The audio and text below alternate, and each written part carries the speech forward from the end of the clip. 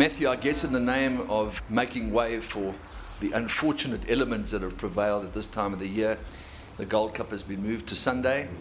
It shouldn't affect the preparation of the horses knowing this far out, Tuesday? Yeah, I think a lot of the work is done.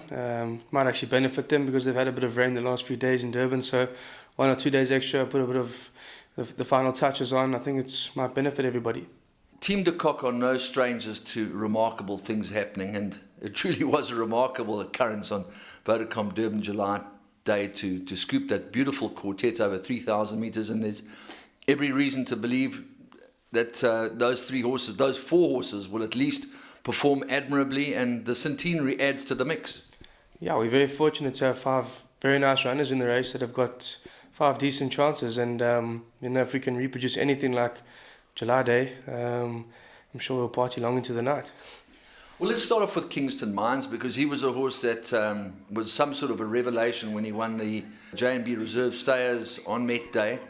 Fantastic ride by Gavin Larena, and he's as honest as the day is long. I know that he went through a patch where he was a little unreliable, but he seems to have found his form admirably again. Yeah, he's always been a good stayer, and he's packed with ability. He's just very quirky, Andy, and he needs things to go his way, as in that he tells you what he wants to do on the day, whether he wants to run a handy or be dropped out, or he doesn't want a corner, and he's very quirky, and you just got to leave him be. And I think that's where he's happiest. And last time he was happiest running in front, and he looked like he was going a hard gallop, but he's a resolute galloper, and he stayed on nicely. And I think if a similar thing is done, and if he's in that type of running mood again, I think he'll be right there. Okay, and then of course the centenary. She's a filly that has also been ultra game, ultra consistent, and this looks like the kind of trip that you'll really enjoy. Yeah, she's got a very stout pedigree, and she's a very lanky, long-striding filly. So, hopefully the 3-2 over Gravel will be up her alley. She's got a very, very good turn of foot. So, bad draw is not such a bad thing for her. She can really turn it on.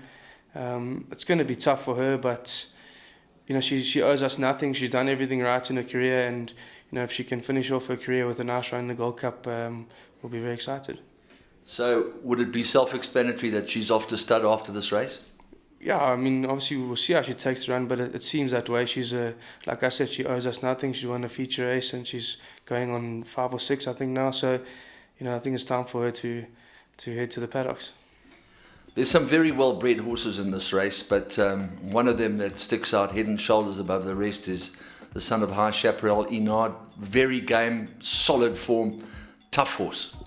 Yeah, he's a horse that's really matured. We tried him over 3,000 last year, and he actually pulled up with a bit of post-race distress, but he was still immature back then, and we gave him time off. And since he's been back, things have gone really well for him, and he's really strengthened up nicely. We were very confident last time when he reproduced that. We're confident again. Obviously, we don't have the best draw, so we're going to need a little bit of luck in running. But I think the distance is no problem now that he's older and stronger, and we're hoping for a good run. Smart Mart just the leader. Kingston Mines is fighting right back. Smart Mart and Kingston Mines, but Smart Mart's going on and flying as Elan. Elan from nowhere got up to win it. Elan got up in the shadow of the post. Smart Mart and then Kingston Mines. SABC Gold Vase has gone the way of Mike de KOCK's Enard, and they filled the first 4 places. The quartet belongs to the de KOCK team. Then moving on to Canaan, also a very well-bred horse. He showed his penchant for staying races early on in his career. Slightly under sufferance, but certainly not without some sort of a place chance. Yeah, like you said, he's under sufferance because of the way the weights are structured, and he's still a 3-year-old that's maturing, Only with time he's going to get better, and as you can see, his last run was very good, and he was very far back. So it was a very promising run, and hopefully on Saturday with a bit of luck in running again, he can reproduce that effort, but it's going to be tough. I think he's a horse that will be a better stayer next year, and you just keep following him. Well, a horse that also has relished the extra ground is the son of Mambo in Seattle, Smart Mart. I know he's got some very passionate connections. They love this horse to bits, and he's also very solid. Yeah, his last run was exceptional. He's shown us glimpses at home and in races that he is up to this standard, and he also is just a bit of an in and out horse, and I think he needs things his way, exactly like Kingston Mines. And if it can pan out the same as last time, there's no reason why it shouldn't be right in the mix. Right, I've got two more questions for you. Firstly, I know that you'll take any one of them, but if you had to have a loaded gun, which is the one that you think is most likely to end up in the winner's circle? Yeah, last time I was very confident about Enard. You know, he was in really good form. This time, to be honest, I can't put my head on the block because I think the compressed weights, the bad jaws, there's too many factors to say which one is the right one, and you know, it's just going to be luck and running, honestly. Okay, looking at the rest of the race, obviously you've got a horse that's got high quality in Master Sabina. He does obviously have to give weight to a lot of his counterparts, but his run in the July was full of merit. He shows that his pedigree will get him the trip. His stable companion is certainly no slouch and arch rival. Dean Kannemeyer's got the favourite Cape Speed, who's a young progressive son of Ideal World. Where do you see your main dangers coming from? Not that it's always a preoccupation with Team KOCK. Yeah, I think it's a very, very wide open race. There's not too many runners without a chance. I did look at Mr. Woodruff's horses because I did actually think they were the main two, because arch rival has Enard held at the weights and looks like he's only getting better. And Master Sabrina's actually on a good race before behind Waving Flag in this race. So I think they're very two competitive horses, and Mr. Kannemeyer's horses have been in great form. So I wouldn't be leaving him out in a rush either. But like I said, it's such a wide open field that I really can't pick a main danger this year. It's the Elmo effect, an elusive fly with 300 to go. Arch Rival and Enard are starting to make inroads on those leaders. Here comes Arch Rival and Enard at the Elmo effect. Arch Rival about to pick it up. Enard's on the outside. It's Arch Rival from Enard in the closing stages. Arch Rival about half a length clear, and Arch Rival will beat Enard. One hard-knocking, serious stay in Arch Rival, and a horse that may well get the trip. On his pedigree, it suggested that he will get the trip. He had no luck in running in the Vodacom Durban July. Let's start off with Master Sabina. Yeah, he's run before in the Gold Cup. He ran 5th, I think it was 2 lengths off, pretty much coming from last. He got done on the turn and the race was just over. So he definitely gets the trip. His well-being, my dad says he's doing well. He's down there and my old man's looking after him. He says he's flying. So, yeah, Sabina, he's a top horse. Just spoke to Gavin now. He's pretty confident. He says, if anything, maybe we got a bit too much weight, but really he thinks he's on the right horse. So, holding thumbs. Archie's just a true stayer, and a real trier as well. The only thing that worries me about Archie is when it's hot, he can get a little bit of post-race distress. That's actually why he came up to us in the first place. So if it's a cool day, you know, that'll suit him. If it's a muggy day, he won't enjoy that. But he's very well, you know, just holding thumbs. Obviously, the Mike and Carol Bass Champions Cup is the big race, along with the Gold Cup and lots of other very exciting races on the end of the season, which to a certain extent may reveal some Equus awards.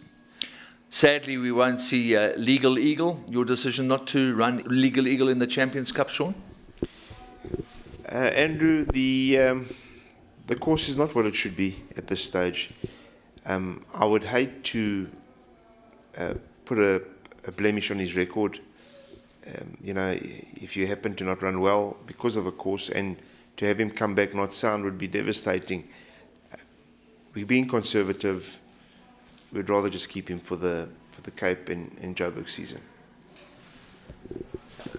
Obviously, your soldier, Gold Onyx, who won a Group 1 and 2, has consistently delivered against the very best, is a horse that is at any old price with Marineresco priced up at even money. To me, there looks like there's a fair bit of value with Gold Onyx, even though he is getting on in years.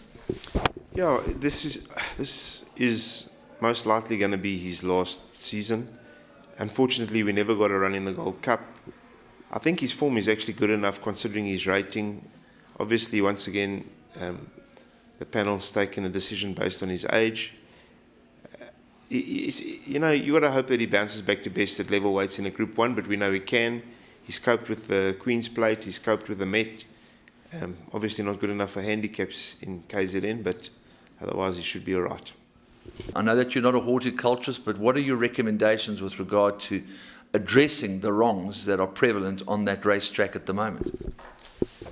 I think, having walked the course a few times and not knowing anything about what you need to do in terms of what grass or what soil you need to have, I think that soil and the grass needs to be taken up and replaced. Having said that, it's all very well having that as your master plan, but you don't, it depends what you do. Depends how you go about it, what grass you use, what soil you use. But we've got the advice out there, and I mean, we play at all the golf courses in KZN, and they've got fantastic grass and it seems to grow very well. The grass on the inside of Gravel, Royal Durban, is lovely. So I think with the right advice and the right attitude, they'll get it right. Unless they want to decide to try and patch it up again, which I think is probably going to be a mistake. On the outside, Black Arthur fanned across the track at the 300. The Conglomerate, Macdalago. Bella's looking to run on towards the outside. Black Arthur, Abashiri. The Conglomerate sweeps into the lead. The Conglomerate, Bella. Marinaresco's flying from nowhere. The Conglomerate in front and will win from Marinaresco. It's My Turn, Macdalago photos. Saratoga Dancers on the inside, but it's an absolute sweeping finish past the post in the Vodacom Durban July.